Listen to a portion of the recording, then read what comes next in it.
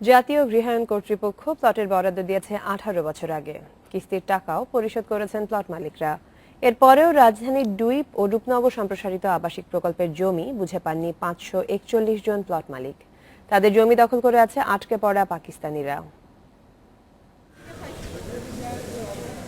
জাতীয় গৃহায়ণ কর্তৃপক্ষের মিরপুর কার্যালয়ের সামনে প্রায়ই এভাবে মানববন্ধন করছেন প্রবীণ একদল মানুষ।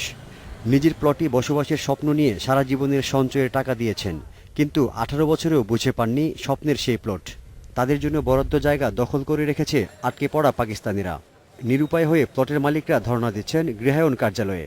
চলছে আন্দোলন, কিন্তু সুরাহার কোনো লক্ষণ নেই। আমরা এখন কবরের যাত্রী। এই কবরে যাওয়ার প্রাককালে ছেলে মেয়ে স্ত্রী সন্তান পরিজন কোথায় রেখে যাব, এই আফসোসটা নিয়ে আমরা কবরের দিকে যাত্রা করছি। জীবনের পাওয়া ছিল যে একটু মাথা গোদার মতো একটু ঠাই থাকবে, ছেলে মেয়েরা এখানে থাকবে। আজকে কি উত্তর দেবো? আমি একদম মুক্তিযোদ্ধা, কোনো উত্তর নেই আমার। আমি প্রথমে উঠতেছি।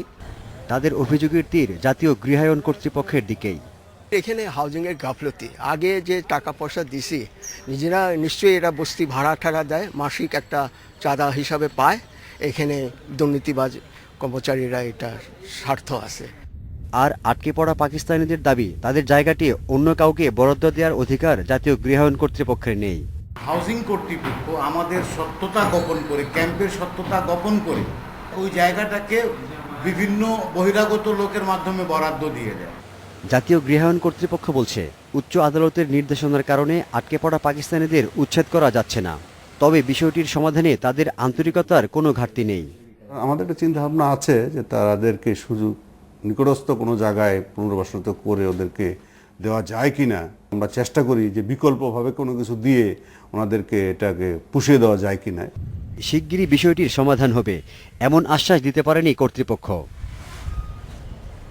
Obaidur Rahman, independent news, Dhaka.